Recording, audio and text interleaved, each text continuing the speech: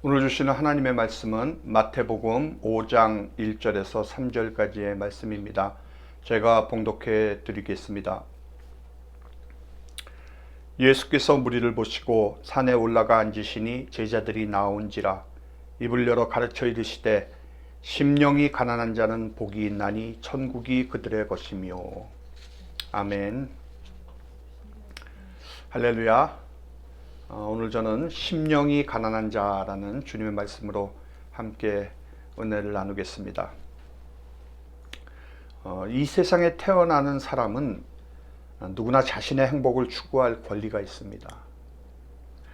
불행하기를 원하십니까? 라는 물음에 그렇다라고 대답할 사람은 아무도 없을 것입니다. 우리는 모두 행복하기를 원합니다. 그래서 사람들은 자기의 전 인생을 행복에 투자를 하며 살아가고 있습니다. 이렇게 행복을 얻고자 달려가는 것이 나쁜 것은 아니죠. 그러나 그 행복을 추구하는 방법이 잘못되었다면, 그 행복을 찾아가는 길이 잘못 선택되었다면 그것은 아주 심각한 문제입니다. 왜냐하면 이 부분에서 비극이 시작되기 때문입니다. 자, 돈이 행복을 가져다 준다라고 그렇게 생각하는 사람들이 있습니다. 명예와 권세가 행복을 가져다 줄 줄 알고 아침부터 저녁까지 부지런히 쫓아다닙니다. 그러나 만일 이런 것들이 행복을 가져다 준다면 물질적으로 풍요한 선진국들일수록 자살하는 사람들이 많이 일어나는 그 현실을 우리가 어떻게 설명을 해야 되겠습니까? 왜 밤이면 진정제나 수면제를 먹어야만 잠을 자는 사람들이 그렇게 많냐는 것입니다. 이런 현상들은 자기가 원하는 것을 다 손에 넣어도 그것이 행복을 가져다 주지 못한다는 명백한 증거가 되지 않겠습니까? 그러므로 우리가 기억을 해야 됩니다. 쾌락도 행복을 주지 못합니다. 재물도 행복을 주지 못하고 명예나 권력도 행복을 주지 못합니다. 모든 것은 결국 전도서의 선언대로 헛되고 헛되며 헛되고 헛되니 모든 것이 헛되도다로 귀착되는 거짓 행복에 불과한 것입니다. 근데 오늘 예수님께서 진정한 행복의 길이 어디에 있는지를 우리에게 말씀해 주십니다. 그것은 행복은 밖에 있는 것이 아니다.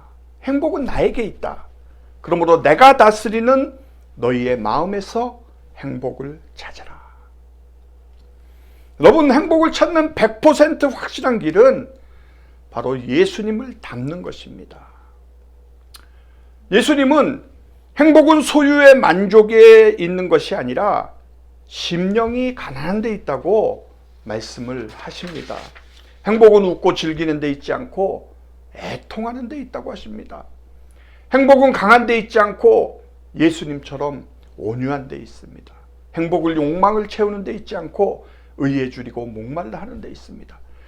행복은 무정하고 냉정한 데 있지 않고 예수님처럼 긍휼히 여기는 그 마음에 있습니다. 행복은 더러운 마음에 있지 않고 예수님처럼 청결한 마음을 가진 자가 바로 행복한 사람입니다. 또 행복은 다투고 갈등하는 데 있지 않습니다. 예수님처럼 화평하게 하는 데 있습니다. 행복은 불의와 타협을 하는 데 있지 않고 예수님처럼 의를 위하여 핍박을 받는 데 있습니다. 이것이 바로 예수님이 우리에게 행복을 누리면서 사는 비결로 주신 팔복의 말씀입니다. 이 말씀을 오늘 우리 마음 가운데 담아야 하는 것입니다.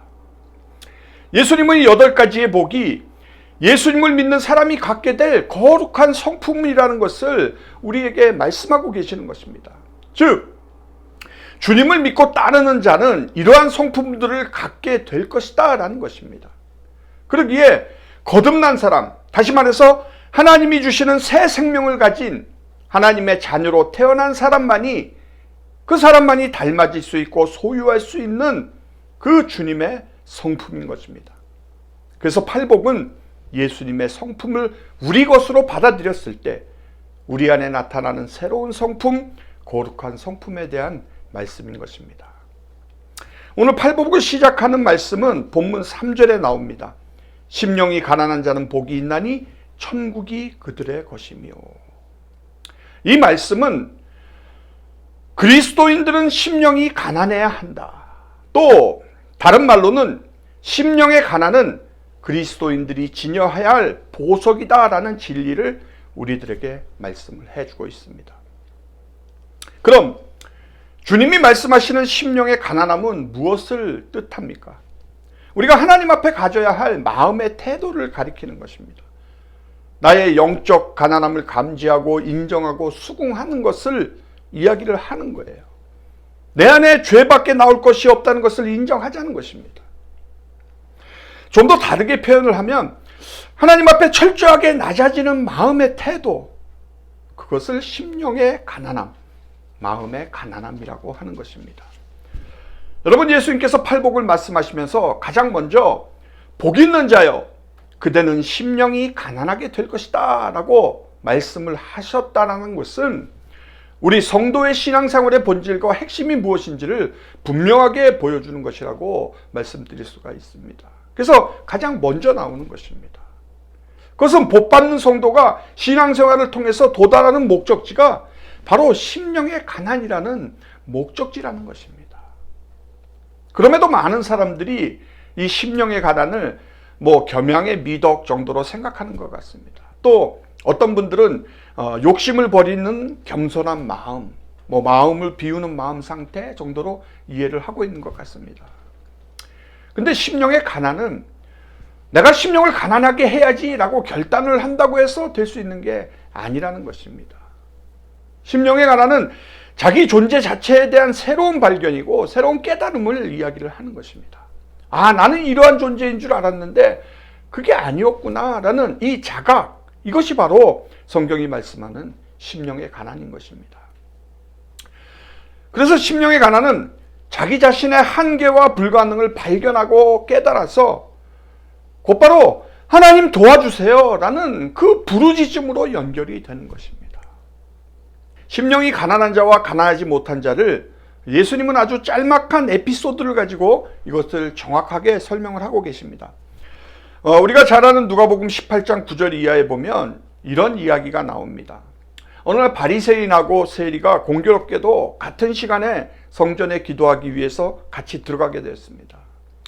바리새인들은 남보다도 하나님의 말씀을 잘 지킨다고 하는 그런 은근한 자부심을 갖고 있는 사람들이고, 또 사람들 보기에는 흠잡힐 일이 없을 만큼 율법을 철저하게 지키면서 거룩한 생활을 한다는 사람들입니다.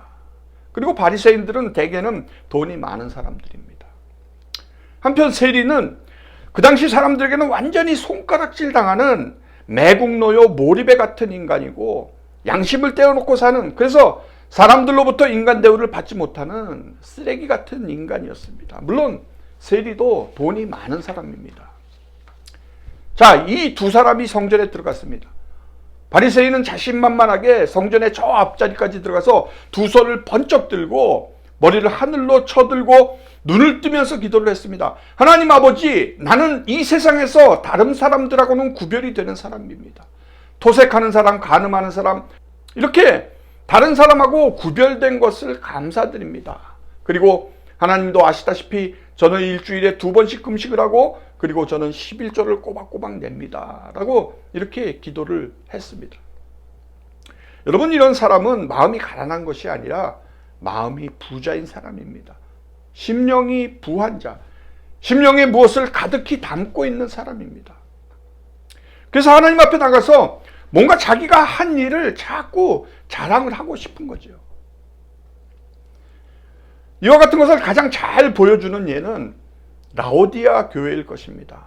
예수님은 사도 요한을 통해서 그들에게 네가 말하기를 나는 부자라 부유하여 부족한 것이 없다 하나 네 곤고한 것과 가련한 것과 가난한 것과 눈먼 것과 벌거벗은 것을 알지 못하는도다 라고 말씀을 하셨습니다. 그러니까 이들의 비극적인 사실은 자기 스스로의 만족에 빠져서 영적으로 교만한 상태에 있었지만 그 실상은 눈물고 벌거벗은 거짓들로 구성되어 있었다는 거죠. 그럼에도 그들이 그것을 인정하지 않으려고 했다는 것입니다. 그러기에 그들은 심령이 가난한 것이 아니라 부자였던 것이었습니다. 여러분, C.S. 루이스라는 사람이 이런 말을 했습니다. 우리가 하나님 앞에 나가서 다른 사람보다 좀 더 낫다, 좀 더 거룩하다 하는 생각을 할 때마다 우리는 하나님의 지배를 받는 사람이 아니고 악마의 지배를 받고 행동하는 사람이다. 그것을 꼭 기억하라. 왜냐하면 그런 마음의 태도는 영적으로 교만이라고 하나님이 선언하고 그런 교만한 자를 하나님이 대적하시기 때문이다. 그리고 그런 교만은 하나님을 철저하게 대적하는 인간의 악한 마음의 상태를 드러내는 것이다. 바로 바리새인이 이런 사람들이었습니다. 여러분, 한편 세리는 어땠습니까? 성전 앞자리까지 가지도 못하고 저 뒷구석에 앉아가지고 하나님을 우러러보지도 못한 채 고개를 푹 숙이고서는 가슴을 치면서 하나님 앞에 주여 불쌍히 여기소서, 나는 죄인이로소이다. 그저 그 말밖에 할 것이 없었습니다. 하나님 앞에 나오니 내놓을 것도 없고 자랑할 것도 없고 자기가 갖고 있는 모든 것이 아무런 소용이 없다는 것을 그가 철저하게 깨달은 것입니다. 그러므로 그는 철저하게 자기를 비하시켰고 철저하게 자기를 포기를 했습니다. 하나님은 이런 사람을 긍휼히 여기십니다. 왜냐하면 자기 마음을 비우고 자기의 죄를 깨닫고 나왔기 때문입니다. 그래서 심령이 가난한 것은 하나님 앞에서 우리의 영적 가난함, 실로 영적 파산 상태를 인정을 하는 것입니다. 우리는 드릴 것이 아무것도 없고 내세울 구실도 없고 하나님의 음촉을 살만한 것이 전혀 없습니다 라고 고백하는, 바로 이것이 심령이 가난한 자들의 고백인 것입니다. 그래서 칼빈은 자기 자신은 아무것도 아닌 것으로 낮아지고 하나님의 자비에 의지하는 사람들만이 심령이 가난한 사람들이다. 그리고 오로지 그런 사람들에게만 하나님 나라가 주어진다라고 말을 했습니다. 그래서 에베소서 1장 6절에 보면 우리의 구원의 목적이 하나님의 은혜의 영광을 찬송하게 하려는 것이다 라고 말씀을 합니다. 무슨 말씀입니까? 하나님의 은혜의 영광을 찬송하게 하려 한다는 것은 우리는 우리의 구원에 전혀 아무것도 기여할 수가 없었다는 것을 인정하게 만든다라는 뜻입니다. 그래서 이것을 인정하는 자, 아니 인정할 수밖에 없는 그 심령이 가난한 자를 하나님은 구원하신다라는 것입니다. 바로 예수님이 심령이 가난한 자는 복이 있나니 라고 하신 이 말씀은 바로 이러한 자를 두고 하시는 말씀이라는 것을 우리가 알아야 됩니다. 여러분 한번 생각을 잘 해보시기 바랍니다. 왜 우리의 믿음이 자라질 않습니까? 왜 하나님의 말씀이 내 마음에 깊이 터치가 되질 않습니까? 왜 우리의 심령에 기쁨이 없고 감격이 없고 감사가 없습니까? 왜 우리가 한 번밖에 살 수가 없는 이 인생을 정말 하나님을 위해서, 하나님이 주신 은혜에 감사하기 위해서 드리고 싶은 그 마음이 없는지. 그 이유는 간단합니다. 마음이 가득 차서 그래요. 마음이 가득 차서. 아쉬운 게 별로 없는 것이죠. 기대고 있는 것이 많아요. 하나님께 자랑하고 싶은 그런 것들이 많다라는 거예요. 그러니까 하나님의 말씀이 심령 깊숙이 들어오지를 못하는 겁니다. 하나님은 이런 사람들을 불행하게 생각을 하시는 거죠. 사랑하는 여러분, 우리가 먼저 비워지기까지는 채워질 수가 없습니다. 그러므로 복음에는 항상 이 두 가지 면이 있습니다. 먼저 허문 후에 세웁니다. 다시 말해서 우리가 개심하기에 앞서서 뉘우침이 선행하는 것이 바로 본질의 복음이라는 것입니다. 성경에서 이렇게 철저하게 심령이 가난한 사람 한 사람을 예를 들자면 우리가 다윗을 예로 들 수가 있습니다. 시편 40편 17절을 보면 다윗이 이렇게 고백을 합니다. 나는 가난하고 궁핍하오나 주께서는 나를 생각하시오니 주는 나의 도움이시오 나를 건지시는 이시라 나의 하나님이여 지체하지 마소서.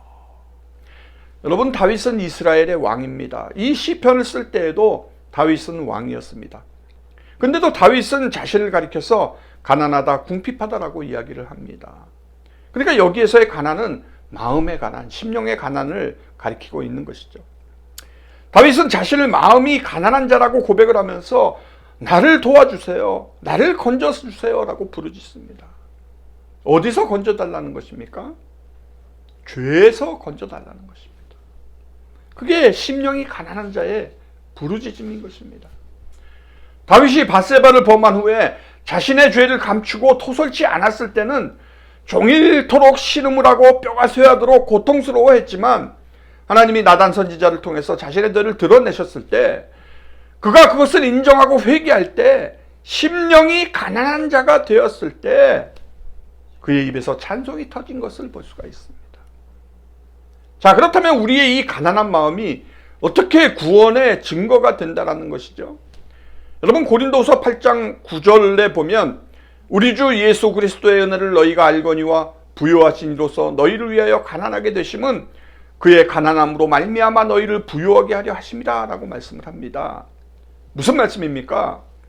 여러분, 빌립보서 2장 5절로 8절에 보면 너희 안에 이 마음을 품으라 곧 그리스도 예수의 마음이니 그는 근본 하나님의 본체시나 하나님과 동등됨을 취할 것으로 여기지 아니하시고 오히려 자기를 비워 종의 형체를 가지사 사람들과 같이 되셨고 사람의 모양으로 나타나사 자기를 낮추시고 죽기까지 복종하셨으니 곧 십자가에 죽으심이라 라고 말씀합니다.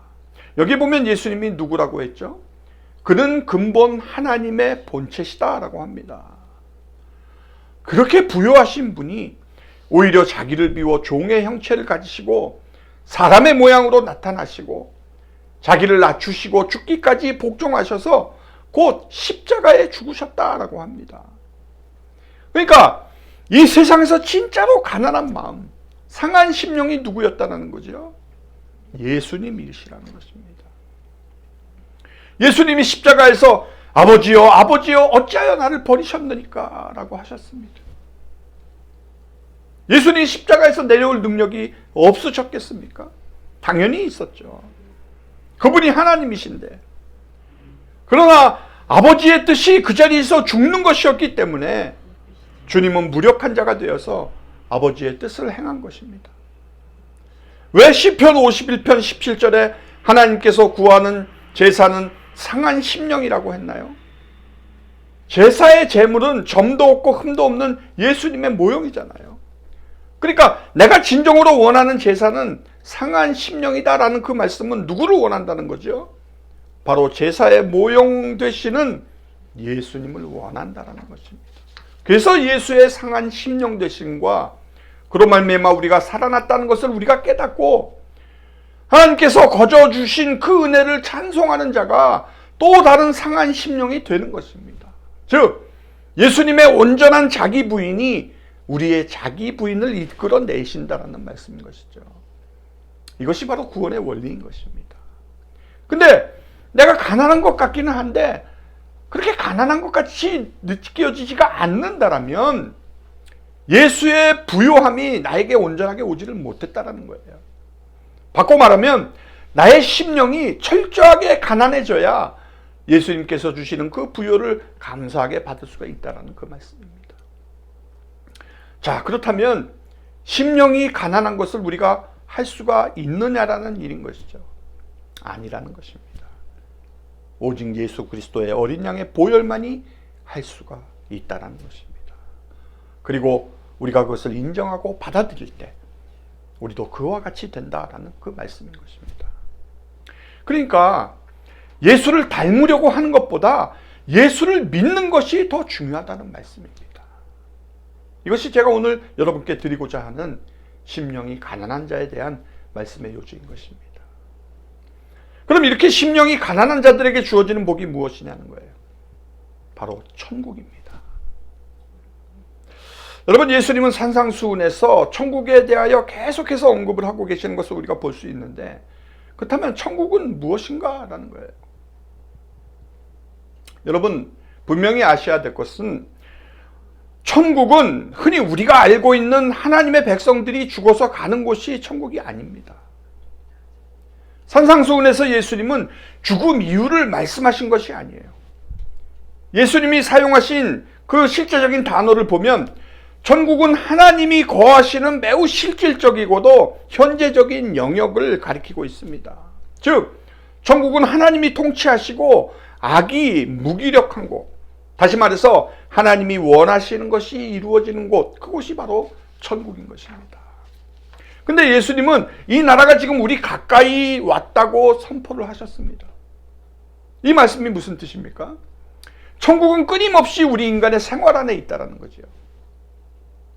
누가복음 17장 20절로 21절에 보면 바리새인들이 하나님의 나라가 어느 때에 임하리까라고 예수님께 물었을 때 예수님은 하나님의 나라는 볼 수 있게 임하는 것이 아니요 또 여기 있다 저기 있다고도 못하리니 하나님의 나라는 너희 안에 있느니라 라고 분명하게 말씀을 해주셨습니다.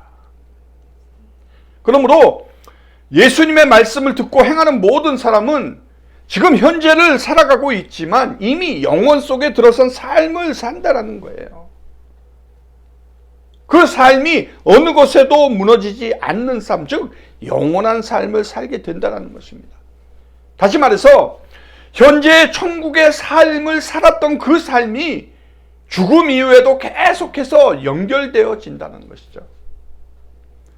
바꿔 얘기하면 현재 천국의 삶을 살지 못하면 죽음 이후에도 천국은 없다는 것입니다. 사랑하는 성도 여러분, 오늘 예수님께서 심령이 가난한 자들은 복이 있다라고 하신 것은 그들이 어떤 자격이 될 만한 조건을 갖추고 있어서가 아닙니다. 정확하게 말하자면 그 말할 수 없는 비참한 상태에서도 불구하고 천국의 통치가 예수 그리스도의 구속의 은혜를 통하여서 그들에게 임했기 때문인 것입니다. 그러므로 나는 하나님을 향해 가난한 심령을 가진 자인가? 주여, 내 손에 있는 것은 하나도 없으니 오직 주님의 십자가를 붙들 뿐입니다. 아멘. 이 심령을 여러분들 가지시고 날마다 주님 앞에 서는 저와 여러분이 되시기를 주님의 이름으로 축원합니다.